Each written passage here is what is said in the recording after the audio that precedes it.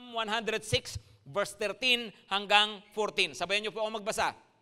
But they soon forgot what he had done and did not wait for his plan to unfold. Pag-isabi po na malakas, plan. Sino po rito sa inyo ang naniniwala na may magandang plano ang Diyos sa buhay ninyo?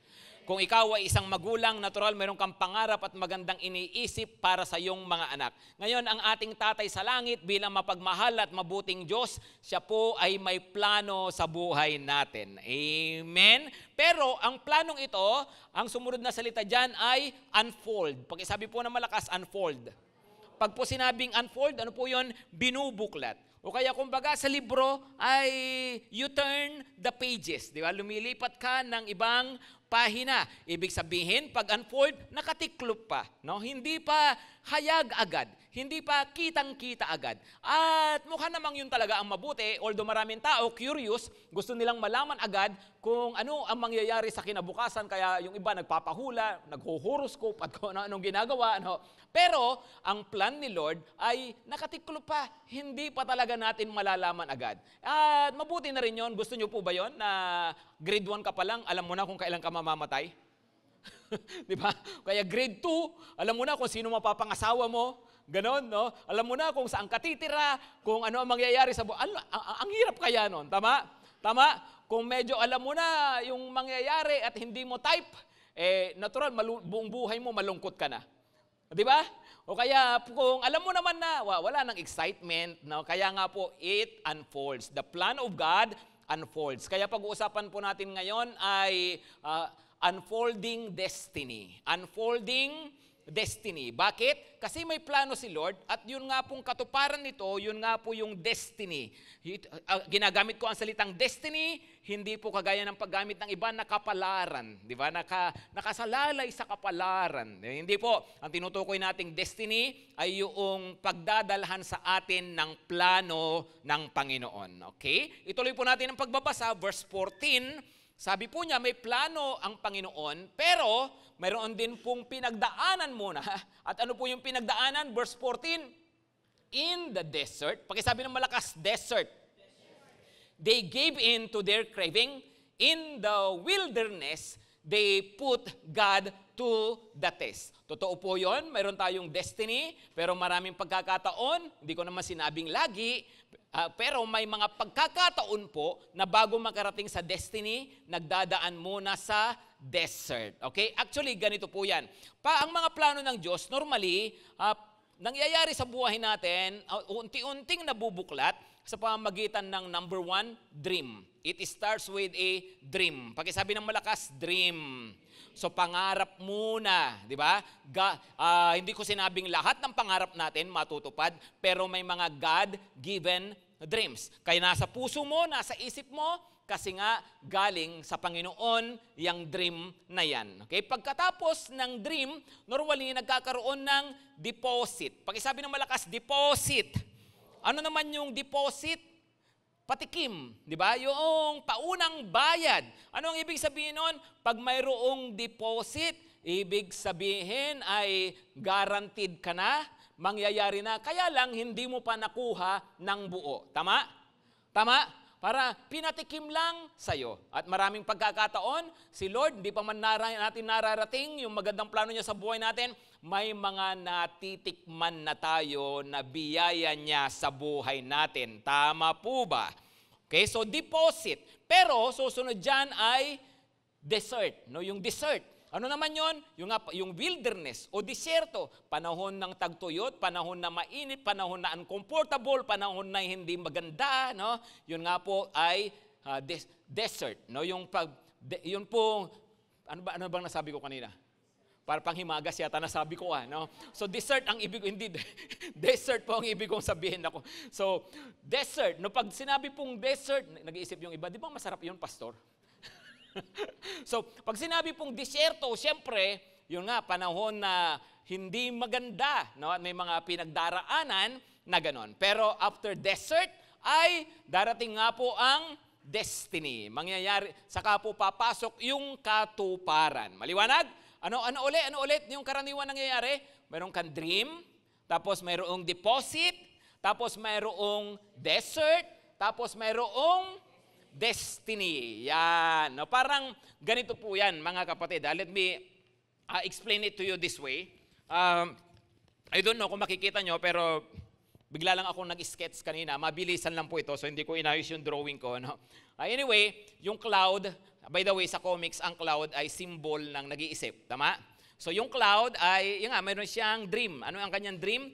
May asawa at mayroong 3 anak. No?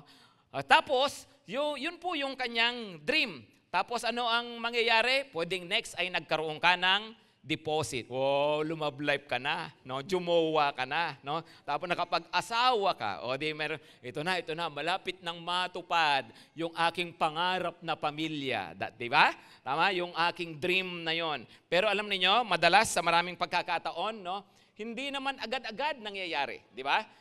Of course, sinasampul ko lang ang pamilya, no? Pero sa ibang areas ng buhay din natin, ganon ang nangyayari, di ba? Ito na, no, na gusto ko ay magkaroon ng magandang hanap buhay, magandang negosyo, di ba? Tapos binigyan ka ng negosyo, ito na, yayaman na ako, no? Talaga, no? Hindi rin naman agad-agad, di ba? Saan nagdadaan po sa desert. Yan, no? Nagiging parang blanco, wala, no? Halang nangyayari. Kaya kung may nangyayari man, hindi maganda ang nangyayari, no? Kapatid, gusto kong sabihin sa iyo, hindi pa tapos si Lord sa buhay mo. Maraming pag andito sila, ayan, diyan na po sila bumibigay. Remember, binubuklat. At pagkatapos po niyan, makikita nyo ang fulfillment.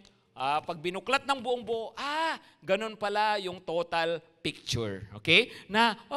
Mayroon, yung pinangarap mo, ayan, andyan yung mag-asawa, andyan yung mga anak, andyan yung pamilya. No? Bakit? Kasi eventually napunta sa kanyang destiny. Maliwanag po ba? Hello, maliwanag? Okay, so isa-isahin po natin tong 4 na to. Unahin nga natin muna yung dream. Yung dream ay actually, itong kwento, itong verse na binasa natin ay galing sa pangyayari sa buhay ng mga Israelita. Ano ba ang dream na binigay sa kanila ng Panginoon? Sila ay dadalhin sa promised land. Okay, yung lupang pangako na kinatitirikan ngayon mismo ng Israel. No? Although maliit na bahagi yung kinaroroonan nila ngayon. Pero yun yung kanilang promised land. That's the dream for the nation. Pero pag individual, ang pag-uusapan natin, pwede natin tingnan si David. Ano ang sabi ng Panginoon kay David? Ano ang dream na binigay sa kanya? Ano ang plano ng Diyos para sa kanya? Kingship, pagiging hari ng buong bansang Israel.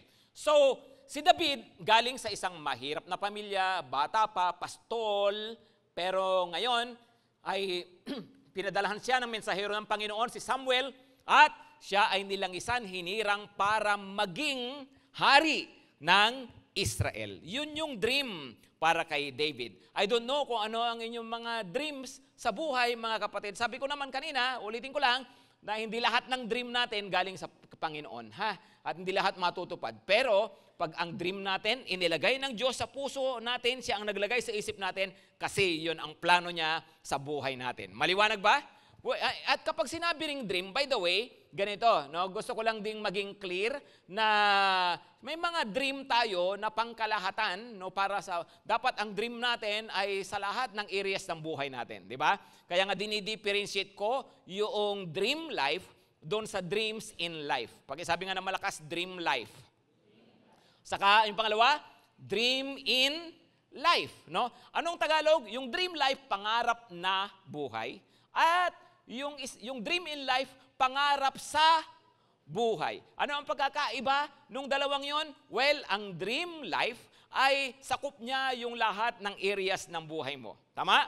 Yung dream in life, pangarap sa buhay, pwedeng isang area lang ng buhay mo. At maraming mga tao, kung nangangarap lang sila ng isang area ng kanilang buhay.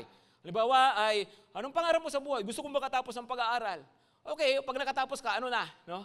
Yung pangarap, hanggang doon lang. No? Ang dapat ay hindi lang tayo sa isang area ng buhay natin. Yung isa sabi niya, pangarap ko, pastor, ay siya talaga, siya. Gusto ko magkatuluyan kami. Mapangasawa ko lang siya, pwede na akong mamatay. No? Ngayon, sa gabi ng kanilang honeymoon, namatay sa tuwa. No? So, inatake sa puso. Bakit? Kasi nga ang pangarap niya hanggang doon lang, no? Kapag po sinabing God's plan for your life, dapat po ay iniisip natin pangkabuuan ng ating buhay. Maliwanag? Pero para naman din kasi matupad iyon, kinakailangan din ay natutupad yung mga pangarap sa iba't ibang area ng buhay natin. Halimbawa, natupad ang pangarap mo sa finances, natupad ang pangarap mo sa pamilya, natupad ang pangarap mo sa spiritual life mo, sa ministry mo. Pag sama-samahin mo lahat yun ang dream life. Okay? At pag sinabi rin na dream, ganito rin. No? Pwedeng yung iba actually fulfilled na. Pwedeng yung iba natupad na. Tama? Pero mayroon pa, hindi porke natupad na yung dream sa isang area, titigil ka ng mangarap. Okay? So pwedeng, itong sinasabi ko ngayon, itong pinag-uusapan natin, pwedeng naranasan mo na sa ibang area ng buhay mo, pero yung iba mararanasan mo pa lang. Okay? Yung iba ay may deposit ka, yung iba dream pa lang, yung ibang area ng buhay mo nasa desert ka, pero yung iba nakarating na sa kanyang destiny. That's possible. Depende, iba-ibang area kasi yung buhay natin. Maliwanag ba mga kapatid? So dream, pakisabi ng malakas, dream. Dream for yourself, no? Mangarap ka para sa sarili mo. Dream for your family, di ba? Dream for the Lord. Dream for the church, di ba? Dream for your cell group. Mangarap tayo na magamit tayo ng Panginoon. Amen? Sinasama ba natin sa pangarap natin ang church? Di ba? Na tayo ay magamit ni Lord at marami pang mga taong makakilala sa Kanya. No? Kasama po yun sa dream. Pagkatapos ng dream, ay yun pong deposit. Pakisabi ulit ng malakas, deposit. Ang mga Israelita po, sabi ng Panginoon, dadalhin ko kayo sa lupang pangako, pero ang unang ginawa muna ng Panginoon ay binigyan sila ng patikim. Ano yung patikim sa kanila? Kasi nung panahon na yon, sila ay mga alipin sa Egypt. Imagine that. Very powerful nation. The most powerful nation on earth during that time. So hindi madali na alipin ka doon tapos makalabas ka doon, di ba? Tapos mayroon pang dagat na nakapagitan na kinakailangan tawirin. Pero pinalabas sila ng Panginoon sa Egypt, pinatawid sila sa dagat at nahati ang dagat at nakatawid sila doon. Ano yon? Patikim. Kung ikaw ang isa sa mga Israelita noon, dapat convince ka na seryoso si Lord dito. Di ba? Totoo to. Kung inilabas kami dito, andito na kami ngayon, nasa kabilang side na kami ng dagat, wala na kami sa Egypt. Wow! Ibig sabihin yan, matutupad ang plano ng Diyos. Dadalhin talaga kami sa lupang pangako. Kasi nga, andun na sila natikman na. Maliwanag po ba? O ito naman, si David. Puntahan naman natin si David. Ano ang deposit ng Panginoon kay David? Si David po ay noong pagkatapos siyang malangisan ni Saul at sabihin magiging hari ka ng Israel, wala rin naman siyang gaanong ginawa. Kaya lang, dumating ang panahon, may sumulpot na Goliath. Di ba? At si David, na hindi naman kilala ng bayan, siya ang humarap na patay niya si Goliath. Dahil doon, hinangaan siya ng buong bansa, napabalita yung kanyang ginawa, at naging magaling siyang mandirigma. Hindi lang yun. Dahil naging magaling siyang mandirigma, naging isa siya sa mga commander ng army ng hari, at napangasawa pa niya ang anak ng hari. Ang hari noon ay si Haring Saul. Wow! Napangasawa niya ang prinsesa, anak ng hari, tapos tinitingala pa siya ng bayan, tapos commander pa siya ng army. Ibig sabihin, matinding deposit yon. Tama? Kung ikaw si David noon, anong iisipin mo? Kung ikaw si David, anong iisipin mo? Ito na, palapit na ng palapit ang katuparan ng sinabi ni Yahweh sa akin. Di ba? Pwede niyang isipin yon. Tama? Tama po ba? Pero, patikim pa lang yon, no? By the way, mga kapatid, naniniwala ba kayo at nakikita nyo ba yung mga patikim na ng Lord sa inyo? Hello? Sino sa inyo rito, alam mo, binilis ka na ng Panginoon? Meron nang ginawa si Lord sa buhay ninyo. Come on. Huwag tayong masyadong advanced thinking, sabi nga nila. Huwag tayong masyadong laging iniisip ay yung katuparan ng ating big dreams, ng ating vision, na pagkatapos ay hindi natin na-appreciate yung kasalukuyang andyan. Lord, bigyan mo ako ng wheels. No?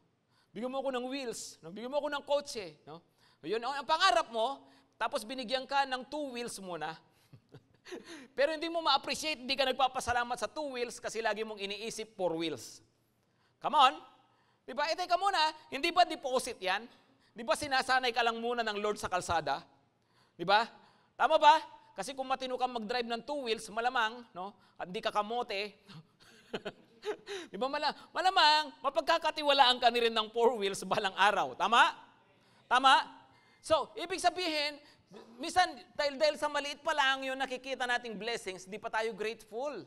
Dahil nakatutok tayo doon sa ating destiny. Mali po yun. Dapat dito pa lang sa kung ano mayroon na tayo, nagpapasalamat na tayo sa Panginoon. Lord, bigyan mo ako ng 1 million. Binigyan ka, for 1 million ang iniisip mo, binigyan ka ng 1,000, hindi ka nagpapasalamat. Kasi para sa'yo, liligaya lang ako pag may 1 million na ako. Liligaya lang ako pag andun na ako sa aking destiny. Pero teka, may mga deposit. Magpasalamat ka na. Amen? Hello, amen? At wag din tayong mananatili. Isa po yun na problema, yung hindi natin na-appreciate yung andito. Yung iba naman na-appreciate. Kaya lang ang nangyari sa kanila, nag-stay na sila sa kanilang deposit. Di ba yung ganun no? Sabi, gusto pala ng Panginoon ay magnegosyo ka, kunwari. No? At para mabless ka pa lalo, no? Para kumita ka pa, makatulong ka pa sa marami. Kaso dahil ngayon may trabaho ka na, sumusweldo ka naman, kinsenas katapusan, yun, pero kung tutuusin, deposit pa lang yung pinagkakakitaan na yan, pero hindi mo tinignan na yung destiny, dito na ako mamamatay sa trabahong ito. No? Dito na, itong masaya na ako rito. Minsan nanatili na tayo sa ating destiny. Mali rin po yun. Hello? Kahit sa ministry, no? Sabi na, dahil sa may disciple ka na, meron ka ng 3 disciple, ito na. Habang hanggang dumating si Lord, 3 na lang kami. No? So ganun na lang. Ang church, di ba? Come on, naniniwala. Ang church po, salamat sa Panginoon, na tayo, of course, marami na wala din ng pandemic, pero ngayon po ay pinarami na tayo ulit ng Panginoon. Praise God. No? Pero, ako po naniniwala, hindi pa po ito ang destiny natin. No? Deposit pa lang po ito. Amen po ba? Hello, amen po? So wag tayong mananatili sa deposit. No? Okay, thank you Lord. No? Magpasalamat ka. Pero remember, hindi pa tapos si Lord. Amen? Okay? So deposit. Sumunod po na pangyayari ay desert. No? Desert. Disyerto naman tayo. No? So pagdating sa disyerto, tingnan nyo po ang mga Israelita, noon pong pagtawid nila sa dagat, ito isipin po ninyo, andito ang Egypt, andito ang dagat, disyerto, ilog ng Jordan, promised land. Okay? Na-imagine po natin? Paglabas nila ng Egypt, nakatawid sila ng dagat, dumaan sila sa disyerto. Bago sila nakarating sa lupang pangako, nung tumawid sila sa ilog. Actually, 2 beses nahati ang tubig sa kanila. Yung una, nahati ang dagat, dito nahati ang ilog. Yung una, panahon ni Moses. Pangalawa, panahon ni Joshua. No? So, yun po ang nangyari. So, sila, pero bago nga po makarating doon, andun muna sila sa disyerto. And you know how long? 40 years. Oh, 40 years. Tingnan nyo katabi nyo, huwag kang mag-alala. No? 39 years na lang. 1 taon ka nang nagtitiis. No? Hindi po. Kasi po ito, we are talking here of a nation. Siyempre, pag nation, ibang usapan nyo, mahaba naman talaga buhay ng nasyon Tama? Ng isang bansa. Pero pag individuals, si David, tingnan niyo po si David. 'Di ba? Deposit niya, wow, anak na niya, asawa na niya si Michal, ang prinsesa. Napatay na niya si Goliath, no? Wow, andiyan na yung kanyang deposit. Pero alam niyo ba kung ano nangyari? Kung si David iniisip niya malapit nang matupad. Ang problema si Saul, yung hari, na insecure. Nagalit sa sarili niyang manugang, no? At gustong ipapatay si David. So si David, dumating siya sa point ng kanyang buhay na wala siyang choice, kundi tumakas, naging NPA. At si David ay tumira sa disyerto. Literally, nagtago sa disyerto, sa wilderness. No, kasi nga, hindi naman kagaya dito na pwede kang mamundok. No, sa kanila, disyerto ang pwede mong takbuhan. So si David ay nagtago sa disyerto for 10 years. So 10 years naman si David sa desert, no? I don't know, hindi ko naman sinasabing 10 years, pero alam niyo, minsan ang factor ay yung attitude mo sa disyerto. Yung attitude natin sa desert, no? Bakit? Ang mga Israelita, sa totoo lang, mula dun sa Egypt, pagtawid ng dagat, tapos yung disyerto na lakarin nila, pagdating sa ilog, Jordan River, sa totoo lang, kaya yun ng 40 days. Kaya po yun ng 40 days. Ang problema ng mga Israelita, nung andun sila sa disyerto, pagdating pa lang doon, ang dami na nilang reklamo. Naging masuwayin na sila sa Panginoon. Halimbawa, sabi ng Panginoon, o sige, pasok na kayo, sugurin na ninyo yung yung kabila ng ilog, no? Pasok na kayo doon at makukuha nyo na ang lupang pangako. Nung makita nila na ang lalaki ng kanilang mga kalaban at matibay yung mga syudad, sabihin nila, hindi natin kaya yon. Dinala lang tayo rito na Yahweh para ipapatay. No?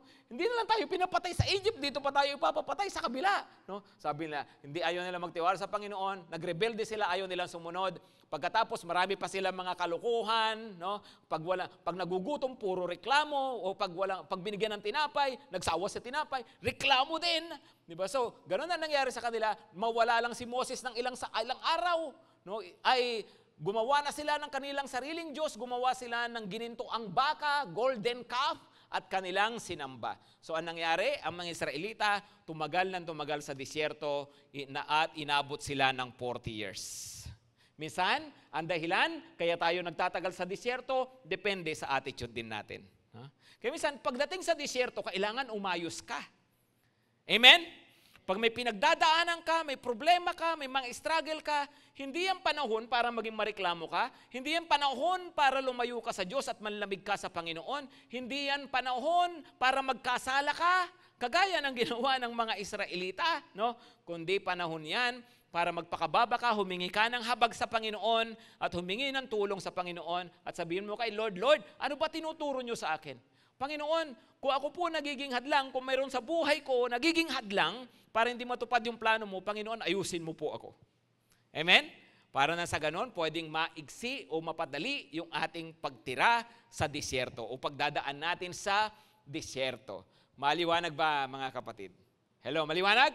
Okay, so desert. Susunod po ay destiny. Pakisabi ng malakas, destiny. Yan. Ano ang destiny ng Israel? Pagkatawid nila sa Ilog Jordan, ang sabi po ng Bible, parang apari hanggang hulo. No, yun po ang plano ng Panginoon sa kanila. Ang tawag naman ay Dan to Beersheba. Lugar po yun. Lugar ng Dan, lugar ng Beersheba. Sabi niya, from north to south, ito yung ibibigay ko sa inyo. Sabi ng Panginoon, ito yung promise ko sa inyo. No? So, yon ang kanilang destiny. At supposedly, para mabuhay sila doon ng masaya, ng mapayapa, no? At pinagpalang buhay. Ngayon po, si David naman, ano ang plano ng Panginoon kay David bilang hari? Paghaharian niya ang 12 tribes of Israel, no? Of course, una naging hari muna siya ng sarili niyang tribo hanggang eventually buong Israel ay nagpasakop na sa kanya. Bakit? Kasi po 'yun ang kanyang destiny. Maliwanag po ba? So again, mga kapatid, no, mayroon nakatakda, mayroong plano ang Panginoon na maganda na pagdadalhan sa atin, no? At pagdating natin sa lugar na 'yon, alam niyo pwedeng na lang yung mga bagay na pinanghihinayangan mo. Yung dati nawala sa'yo, dati ay nakasakit sa'yo. Pero pagdating mo doon sa iyong destiny, no, tatawanan mo na lang pala lahat ng yon. Minsan magpapasalamat ka pa, mabuti na lang pala. Hindi ako natuloy mag-abroad kasi gusto pala ni Lord magnegosyo ako. Yung binless pa ako lalo. Siguro kung nag-abroad ako, wala akong ganito. Di ba? Pwede maganon, tama? Hello, tama ba? Mabuti na lang pala. Hindi ko nakatuluyan si ex. Kundi hindi ko na pangasawa tong asawa ko ngayon. Di ba? Amen? May nabasa pala ako sa Facebook, sabi niya sa Facebook nung isang post, to my ex. Naalala mo pa ba nung mahal natin ang isa't isa? Kadiri, no? Pero totoo yun, may mga bagay na tatawanan mo na lang. May mga bagay na ipagpapasalamat mo, no? Na mabuti na lang pala talaga, no? Ganito ang nangyari. Dati galit ka pa, dati may mga sinisisi ka pa, pero pagdating sa iyong destiny, makikita mo, iba pala talaga si Lord, no? Mas marunong pala ang Panginoon kaysa sa akin. Amen? Isipin niyo kung lahat ng pinlano niyo natupad, lahat ng ginusto niyo nangyari, ano na kaya itsura mo ngayon? Di ba? Lahat ng crush mo, naging jowa mo. Siguro laspag na laspag ka na ngayon. Di ba? So, kung lahat ng ginusto natin, mabuti na lang si Lord, marunong siya. Amen? Kaya nga nagdaraan sa ganyan, mayroong dream, mayroong deposit, mayroong desert, at mayroong destiny. Amen? Kaya lang nga po, ang crucial, yun nga po yung desert. Now, balikan natin yung verse 14. Tingnan nyo yung verse 14. Ano ang kanyang sabi? No, in the desert, they gave in to their craving. No? Ano ba mga cravings nila? No? na naging dahilan. Actually, wala namang masamang manghingi, di ba? Ang problema nila ay pag may ginusto sila, nagagalit sila kay Lord agad. Halimbawa, nung una, sa desert, sabi nila, anong kakainin natin dito? Mabuti pa sa Egypt, daming pagkain. No? Ang ginawa ng Panginoon sa kanila ay pinadalahan sila ng bread from heaven. No? Yung ang tawag ay manna. Alam niyo po yung manna, yun po, pag matutulog sila sa gabi, pagising nila sa umaga, andyan na sa kanilang paligid yung pagkain, bread from heaven, o kaya skyflakes. No? So, andun na. So, hindi sila papagod, lagi silang may pagkain, no? At kailangan nila ng tubig kahit sa bato. Kinausap lang ni Moses yung bato. Sabi niya, nagbukas yung bato at mayroong lumabas na tubig, no? Ibig sabihin, pinakita ng Panginoon ng maraming beses ang kanyang kapangyarihan sa kanila. Ang problema ng mga Israelita, tuwing may pangangailangan, galit sa kay Lord at galit kay Moses. Lagi nilang inaaway si Moses. Dinala mo ba kami rito para gutumin, para patayin? Lagi silang ganon, no? Puro sila reklamo. Kaya bandang huli nga, kaya nga nagalit ang Panginoon sa kanila, pinatagal sila sa disyerto at may pagkakataon pa, pinadalan sila ng ahas kasi nga, tinapay. Andiyan na nga may tinapay, no? Tapos, nagreklamo pa sila, pinadalan sila naman ng ahas. No? Take note, na sila po ay mayroon ng tinapay, kaya lang tinatanggihan nila yung tinapay. No? Okay? At kaya po pinadalahan sila ng ahas. Bakit ko ba binabanggit ito? Kasi nga po, doon sa turo nga po ng Yahweh na yan, na sinasabi na si Yahweh, tinan nyo, humingi ng tinapay yung mga tao, pinadala ng ahas. Samantalang sabi ni Jesus, pag ang anak nanghingi ng tinapay, hindi niya padadalhan ng ahas. No? So Yahweh talaga, masama talaga. Ganyan pinapalabas sila. Pero maling-mali, kasi may tinapay na sila. Hindi sila nanghihingi ng tinapay, nirereklamo nila ang kanilang tinapay, kaya sila pinadalhan ng ahas. Maliwanag po ba yon? Mga kapatid, 10 lang po yon. Sa Tuesday. Anyway.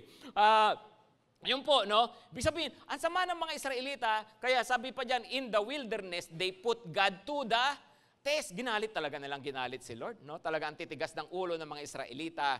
No? Kaya nga po, isang bagay na dapat ayusin natin, yung attitude natin sa panahon ng mga disyerto ng buhay natin. No? Sa panahon na tayo po ay may mga pangit na sitwasyon, sa panahon tayo ay nangangailangan, sa panahon na tayo ay nahihirapan, ayusin natin yung ating attitude. No? At magpatuloy tayo at sumunod lang sa Panginoon, kumapit sa Panginoon. Amen? So, 3 bagay, while in the desert. No? While in the desert. Number 1, rekindle your dream. Wow. Pakisabi ng malakas, rekindle. Bakit ba sinabing rekindle? No? Kasi pwedeng, andyan pa naman yung dream eh. Tama? Andyan pa naman yung dream. Kaya lang yung dream mo ngayon, parang wish ko lang. Ganon. O kaya yung dream mo ngayon, sana all. Ganon ka lang. Pag sinabi kasing rekindle, sindihan mo uli. Kasi baka may dream ka nga, meron ka lang iniisip, gusto mo pa rin naman, kaya lang wala na talagang desire, wala na talagang passion, wala nang feelings, wala ka ng drive. No. Alam nyo, pag naglagay ng Panginoon, ang Panginoon ng dream sa atin, whether it be for yourself or for His kingdom, for the church, for the ministry, dapat mayroon kang fire. Rekindle that dream. Sindihan mo uli. No? Pag-apuyin mo uli. Kasi importante na kung ano yung dream na yan, hindi lang iniisip, mayroon kang passion. Mayroon kang desire. Amen? So rekindle. Pag-isabi ng malakas, rekindle. Tingnan nyo ngayon katabi nyo, pag-isabihan, dream again. Come on, sabihin mo, dream again. Marami kasi, di ba, yung nawalan na ng dreams. Dahil sa mga kabiguan, dahil sa mga kung ano-anong karanasan, dahil sa kung ano-anong mga sitwasyon sa buhay. Minsan nangarap, nawala. No? Pero let me tell you, dream again. Dream again. Or maybe, you are that person na hindi ka pa naman talaga seryoso nangarap sa buhay. What I'm telling you now is dream. Dream. Mangarap. Sabihin mo rin, mag-pray ka rin, Lord, ano ba yung pangarap na nilalagay mo sa puso ko? So, dream. Amen? Come on, pakisabi ulit ng malakas, dream again. Okay. Number 2, remember your deposit. Remember your deposit. Alalahanin mo naman, no? Yung mga blessing na ng Panginoon sa'yo. Kasi maanbilis nating makalimot eh. Pag nakakaranas tayo ng mga hindi maganda, nalilimutan natin, hey, may ginawa na si Lord pala sa buhay natin. Di ba? Lord, kung hindi ka kumikilo sa buhay ko, sa totoo lang, di ako makakarating dito eh. Di ba? Pero salamat, binlis mo ako, Panginoon eh. Di ba? Maaring parang pasyon, pero at least, alam mong balikan. Alam na, teka, nga, may ginawa na nga si Lord, di ba? Binless naman na talaga ako ng Panginoon. Totoo, may pangit na sitwasyon, pero ito, hindi naman talaga ako pinabayaan ng Diyos. Di ba? Remember your deposit, no? Oo nga, no, ikukumpir ko buhay ko dati. Oo nga, mas okay naman ako dahil nga magmula nung mapatikim ako ng grasya ng Panginoon. Sige, wala pa nga ako doon sa talagang pinapangarap ko, pero andito na ako. Diba? Sabi nga nila, malayo pa, pero malayo na. Amen? Meron kang deposit. Be grateful.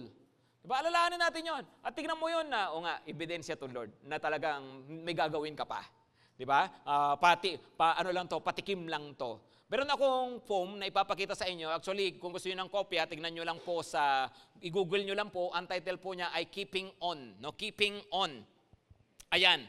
Sabi po, basahin nyo nga po ng malakas, sabay-sabay po tayo. I've dreamed many a dream that never came true.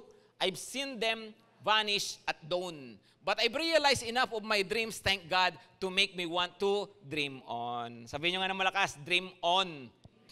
I prayed many prayers when no answer came, though I waited patient and long, but answers have come to enough of my prayers to make me want to keep praying on. Pakisabi po, pray on.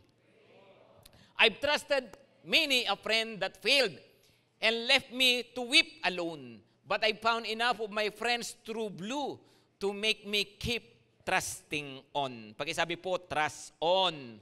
Okay? I've sown many seed that fell by the way for the birds to feed upon. But I've held enough golden sheaves in my hand to make me keep sowing on. Pakisabi po, sow on. I've drained the cup of disappointment and pain and gone many days without song. But I've sipped enough nectar from the rose of life to make me want to live on. Pakisabi po, live on. No? Tagalogin nga po natin para mas maintindihan po nating mabuti. Balikan natin yung umpisa. Sabi niya, marami akong pinangarap na hindi nagkatotoo. Pagdating ng bukang liwayway, sila'y naglaho. Ngunit marami din naman sa mga pangarap ko ang nagkatotoo, kaya salamat sa Diyos, mangangarap pa rin ako. No? Ang dami kong pinanalangin na hindi tunugon kahit nagantay ako ng marahabang panahon. Ngunit meron din naman sa panalangin ko ang may tugon, kaya't mananalangin pa rin ako sa Panginoon. No? Marami akong pinagtiwalaang kaibigan, ngunit nabigo, iniwan ang puso ko na nagdurugo. Ngunit meron din naman akong mga kaibigang totoong-totoo, kaya magtitiwala pa rin ako. Next. Ang dami ko ng binhi na inihasik na nawalan ng saysay. Dumating ang mga ibon at sila ay tinangay. Ngunit meron din namang sapat na ani sa aking mga kamay, kaya maghahasik pa rin ako ng palay. No? May palay ba dyan? No? Tapos, sabi niya, nasaid ko na ang saro ng kabiguan at pasakit at lumilipas ang mga araw na hindi ako makaawit. Ngunit sa buhay nakatikim naman ako ng sapat na sweet, kaya hindi pa rin ako magkukwit. No? Amen?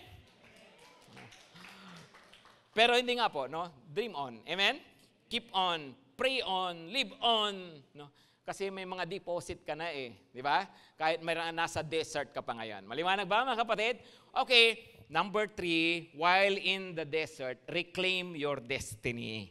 Reclaim your destiny. No? Anong ibig sabihin? No? Hanggat buhay. No? Mayroon pang ibang areas ng buhay. Siguro nga fulfilled ka na sa ibang area ng buhay mo. No? Pero paano naman yung ibang area?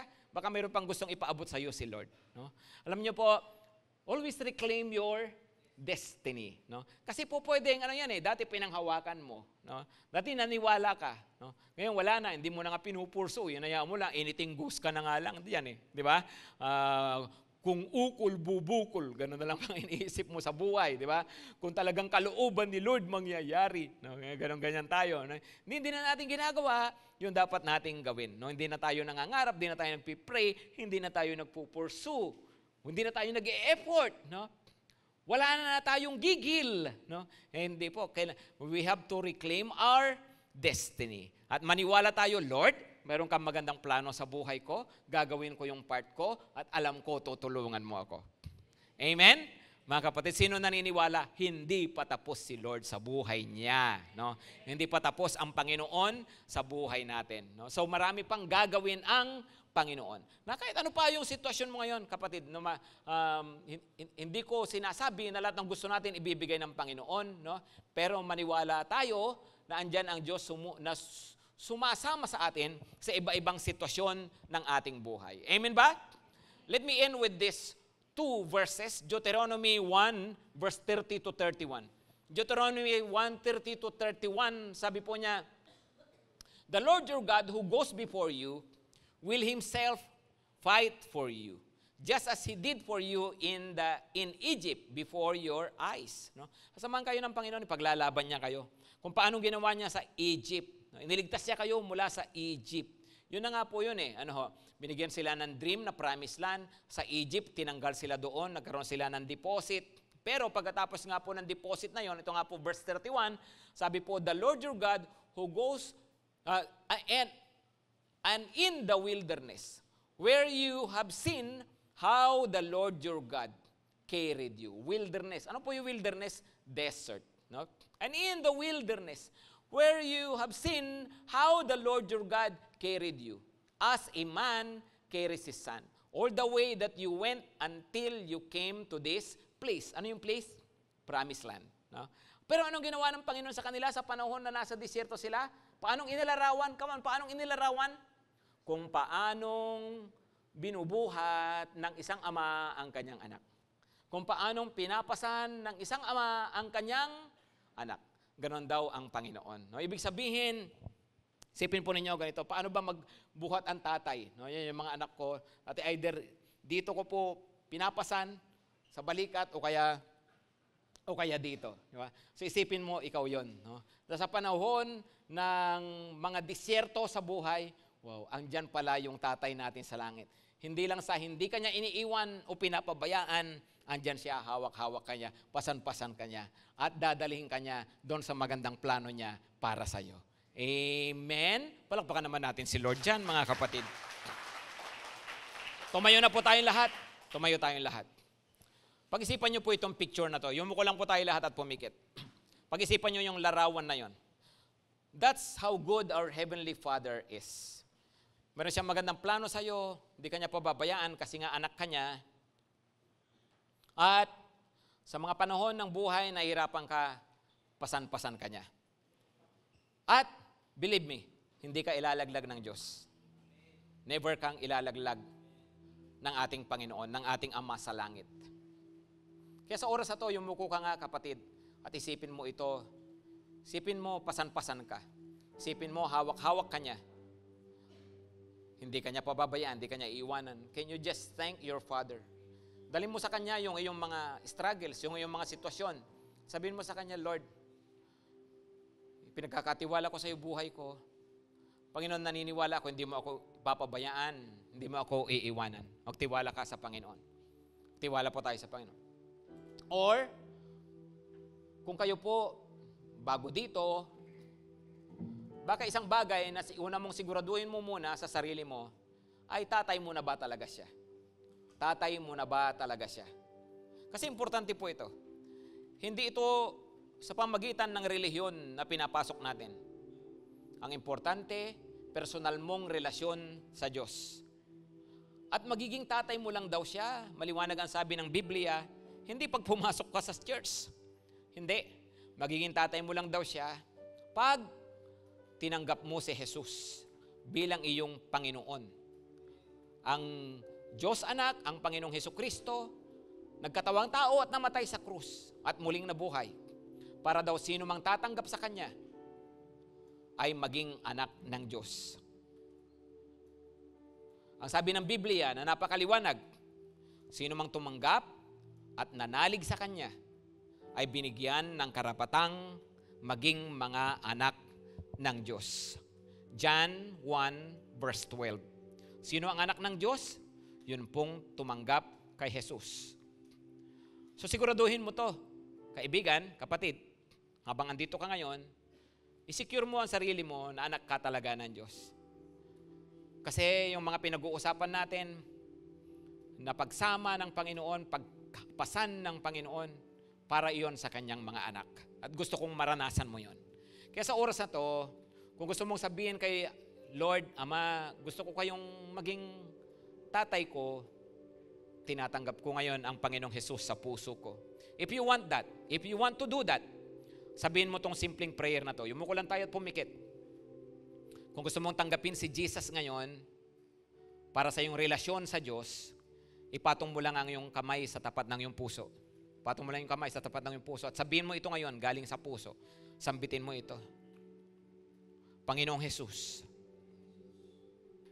sumasampalataya ako sa iyo na ikaw ay Diyos na nagkatawang tao at namatay sa krus para sa aking mga kasalanan at muling nabuhay para bigyan ako ng buhay na walang hanggan at pinagpalang buhay. Panginoong Jesus, tinatanggap kita. Pumasok ka sa puso ko, sa buhay ko. Pagharian mo po ako. Tinatanggap kita bilang Panginoon at tagapagligtas ko. Salamat po, Panginoong Jesus. Naniniwala ako, nasa akin ka na ngayon. Patawad sa mga kasalanan ko. Linisin mo ako. Tinatalikuran ko ang mga kasalanan ko. At susunod ako sa iyo, Panginoon. Thank you, Lord. Manatili tayong nakayuko at nakapikit. Kapatid, di ko alam kung anong sitwasyon mo ngayon sa buhay. Pero believe, God loves you. He cares for you. Hindi ka niya papabayaan, hindi ka niya ilalaglag. Mahal ka ng Panginoon. Magtiwala ka. May mabuti kang tatay sa langit. Paulit-ulit yan, sabi ng Panginoong Jesus. Kung yung mga ibon nga, hindi pinabayaan, ikaw pa kaya? Kung yung mga bulaklak nga, ang gaganda, may mga damit, ikaw pa kaya? Meron kang mabuting tatay sa langit. Tandaan mo, mahal ka niya. Ano, gusto kong lumabas ka sa lugar na to, taglay mo sa puso mo yan, ang katotohanan niyan, na may nagmamahal sa iyong Diyos, na tatay mo, na lagi kang sasamahan. Pag may pinagdadaan, kakarga ka niya. Pag may pangangailangan ka, sagot ka niya. Pag may mga problema ka, katabi mo siya. Lahat ng panahon, hindi nag-iiwan si Lord. Salamat po, Panginoon. Salamat sa katotohanan ito. Tatay ka namin, marami pong salamat. Salamat kasi may maganda po kayong plano sa buhay namin. Panginoon, sa mga panahon na naiinip kami, sa mga panahon na nahirapan kami sa mga disyerto ng buhay namin, patatagin mo kami. Palakasin mo pa kami at kumapit pa kami lalo sa iyo. Magtiwala pa kami lalo sa iyo. Huwag kaming manlalamig, huwag kaming manghihina, huwag kaming magkakasala, Panginoon. Huwag kaming magkukulang sa iyo sa panahon ng mga disyerto ng buhay, bagkus manatili kami na tapat sa iyo, Panginoon. Palakasin mo kami. Tulungan mo kami na laging magtiwala sa iyo. Binibigyan namin ng aming tiwala sa iyo, tunay nga, Panginoon. Dahil ikaw yung tatay namin, walang anumang bagay na makapagtatagumpay laban sa amin. Kahit na ano pang sitwasyon, habang kami ay patuloy na sumusunod sa iyo. Salamat po, Panginoon. Pinupuri ka namin. Truly you are our God and you deserve our continuous trust and praises. Thank you, Lord. In Jesus' name, amen at amen.